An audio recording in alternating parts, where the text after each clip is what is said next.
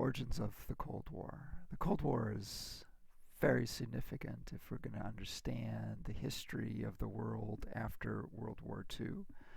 In fact, there was a rich school of historical thought that deemed that the history of the world after World War II and the history of the Cold War, the rivalry between the United States and the Soviet Union, were essentially hand in glove.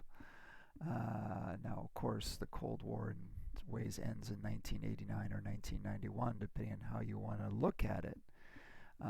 In another respect, however, the post-war era and the Cold War are not perfectly synonymous concepts.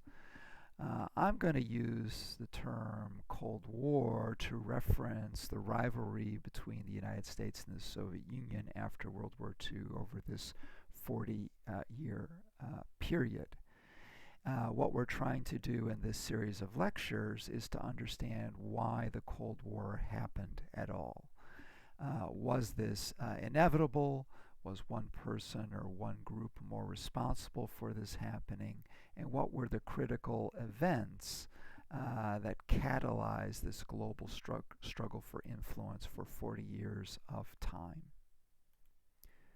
Now, if we look at the immediate post-war period from, say, roughly the Potsdam Conference in June 1945 to the beginning of the Berlin crisis in June 1948, essentially what we see is that era shows us kind of two different faces. On one hand, the Grand Alliance between Stalin and the West stayed together, and as a result of their partnership, there was considerable progress in establishing a post-war international system predicated on liberal principles. There was a contrary outcome as well, the darker face of this era, and that was that the divisions between Stalin and the West intensified, the animosities increased, and this eventually resulted in the Cold War, the partitioning of Europe into two separate American and Soviet blocs. So what these series of lectures are going to be looking at is essentially this darker face. Why did the Cold War happen? What were the critical events between 45 and 49 that precipitated the breakup of the Grand Alliance against Nazism? Now, if we were to look at, just take a snapshot of some of the critical events from 45 to 49, and a lot of these events, the textbook goes into more detail regarding them than perhaps I'll be able to go into the lecture. But one of the things that we definitely see is a increasing animosity between Stalin and the West. First of all, the positing of differences, the hurling of insults, eventually unilateral policies, aggression, passive aggression, open aggression, and then, by 1947, essentially both sides, although they're stuck in this marriage of the Grand Alliance and some of the agreements that they've, bargained for, in certain ways they respect them, in other ways they violate them, but they're increasingly on the rocky road to divorce. To my way of looking at them, the Berlin crisis is this critical event where both sides essentially realize that their marriage of convenience is no longer working, and as a result are able to negotiate essentially a divorce, which on one hand leads to a peaceful settlement in terms of the partitioning of Europe into two respective superpower blocs, Eastern Europe dominated by the Soviet Union, Western Europe in a way dominated by the United States. In another respect, of course, these divisions linger. It's not exactly an amicable divorce, and later with decolonization, this rivalry between the United States and the Soviet Union spreads across the global stage.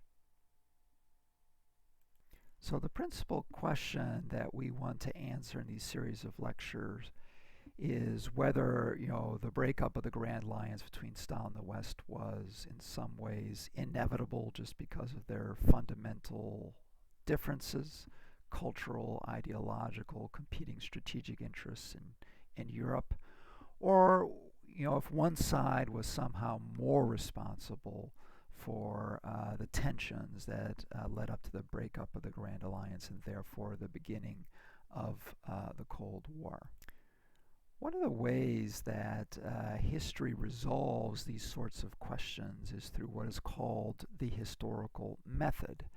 The historical method is a critical approach that focuses on primary sources. Primary sources are rooted at the time, so in that sense they provide us a direct view on the history and how it happened. Now, for this particular series of lectures, I've assigned 3 short texts, one written by Churchill, one by Stalin, and one by Truman. In a way, what you could imagine is that these texts are, in a way, narratives where each of the authors at particular moments in this post-war era, 45 to 47, are talking about the problems they have with their partner and what they want to happen, what is motivating them, and why they're struggling so hard to keep their marriage together. So if you read them in that light, what they're providing is essentially different perspectives to understand why the marriage of convenience between Stalin and the West is breaking apart. Now, objectivity, essentially its textbook definition is being able to see all perspectives. But short of God, who is omniscient and can see everything, historians are mortal beings, so we tend to look at reality through our own particular filters or lenses. For a man or a woman, or depending on our ethnicity or our religion or our national identity. These are subtle prejudices that might shape the way that we look at reality or even look at a text. So what does objectivity mean in that practical sense? Well, it's in a way, it's an objective that we can never quite attain because we're not gods. But the closest that we can come to approaching it is if we consult an array of sources, array of voices to hear what they're saying the issues are. And if we can reconcile those together, well, that is objectivity in its essence, its limited mortal sense, the closest that we can get to the holy grail of perfect objectivity. So relative to the Cold War, that's essentially the method that we're using. We're going to dig into these texts, look at them, look at the events that powered the rising tensions between Stalin and the West, and we're going to try to figure out whether this breakup was essentially all but a foregone conclusion, an unnatural alliance that couldn't stay together, or if one partner or the other was more responsible for antagonizing its partner and leading to this divorce.